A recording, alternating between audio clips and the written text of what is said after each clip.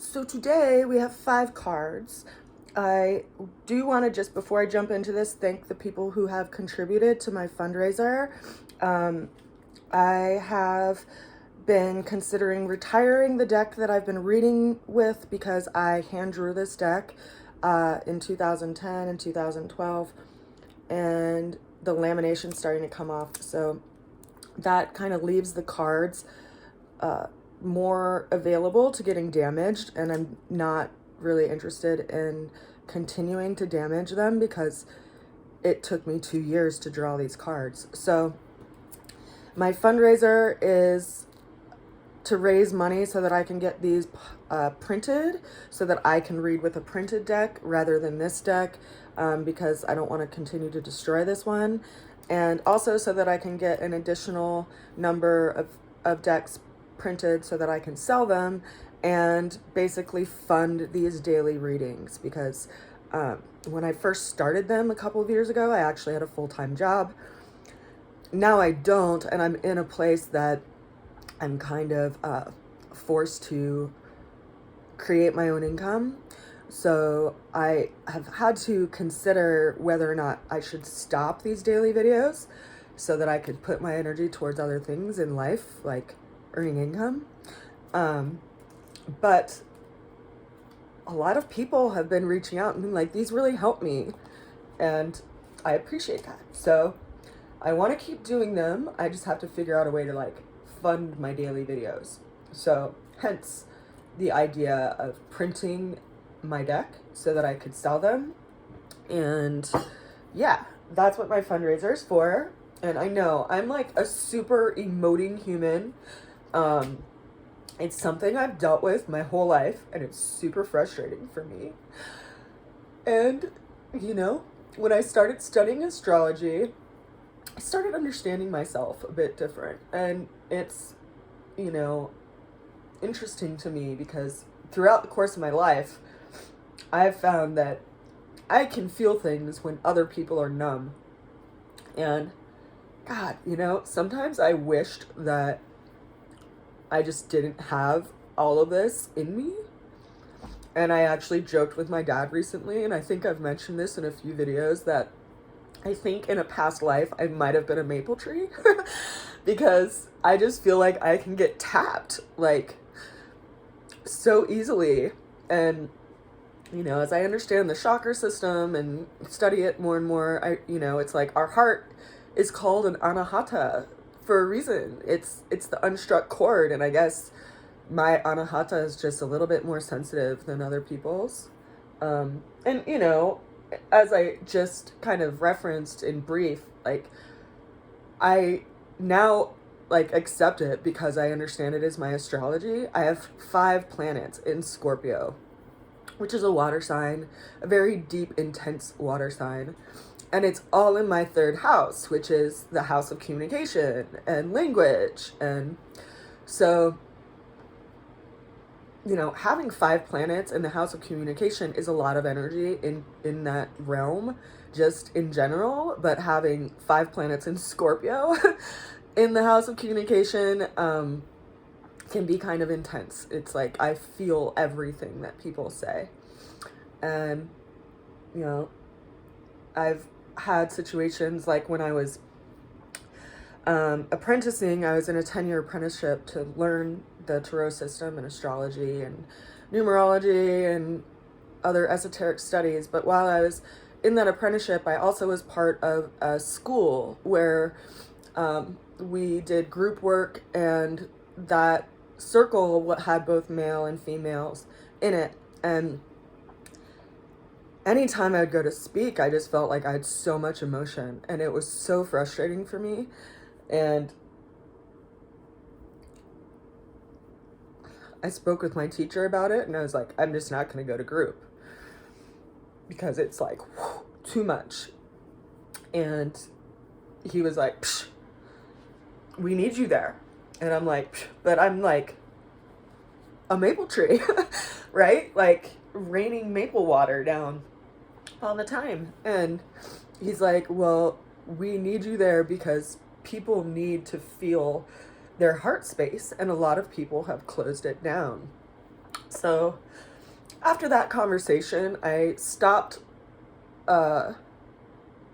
looking down at myself for having emotions, and I have come to accept that I'm just an emotional being, and you know what? I'm a mammal, and we evolved to have emotions. So, you know, I see it as more of like a cleansing thing when there's like toxicity or something stuck in our emotional body, that our own water helps to like create flow and move it through and move it out. And if we keep it inside and locked down, that's where we get dis-ease and become unwell.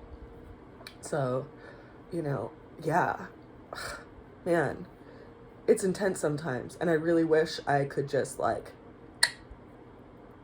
not have that as part of my person, but I'm just a sensitive human being. So with that said, the opening card of the day is the Charioteer. The Charioteer is this energy of like, it's time to grab the reins of our own life. You know, we have to have discipline with our day and discipline with our energy, and learn how to kind of manage our own desire nature and our own desire to move in different directions, and be able to see like where we pull ourselves off track, and then how we can kind of redirect ourselves to pull ourselves back on track. And it's kind of cool because, you know, the Charioteer is governed by the moon. Guess what? We have a full moon tomorrow. And in a lot of ways, when we have the full moon come out, we see a lot that's been underneath the surface, and we also can get a sense of direction. I shared a story a while ago about how I was actually able to get down off of a mountain because of the light of the full moon and it being reflected in the puddles of water that were all along the path. And this happens for all of us in this realm that we're all in. When the moon becomes full, things that are under the surface that are of emotional quality get brought up. And especially because we're having this full moon with the Pisces sun, right? Because Pisces as a sign is this energy of like dissolving and like turning things over and bringing things up to the surface to be seen. And when you see things clearly, you get a better sense of direction. The challenge that we have for today is the King of Pentacles. So this idea of like stability and security is like challenging. It's creating this like friction in our life, because it's like, well, I want to have this movement toward this thing, but how do I have movement with stability at the same time? It's kind of a tricky energetic to consider, because stability is still, and movement takes us away from that, right? So how do we have stability while we're in this place of movement? And it's so interesting because this card, which is the, you know, King of Pentacles, is associated with Taurus, and we have Uranus in Taurus right now, which is creating all of this change in our whole world and in our monetary system and in our agricultural system. So how do we create stability when all of this change is happening? You know, here where I live, I'm trying to encourage everybody to grow food, because we live in the middle of the mountains and we are dependent on people bringing our food to us in this environment, or we just have to pay a lot of money, whatever people want to charge for food, because they're up here and they know we don't have any option. But if we grow our own food, then we take the reins back in our own life, right? And we're less of a victim to what's going on in society. How we're going to get through that change, remember that things are in motion. This 8 of Wands is like, things are up in the air, things are in movement. We can't really figure out how, like, which direction to move in until all of this lands. So we're kind of in this space of like, just being able to adjust to a situation as the situation shows up. Because if you get or I get, or we get so attached to this ideal that this situation that's in flux just agitates us, then we're not able to be present because we're still stuck in this ideal. And that isn't helpful for anyone, right? But we have to be present with this change.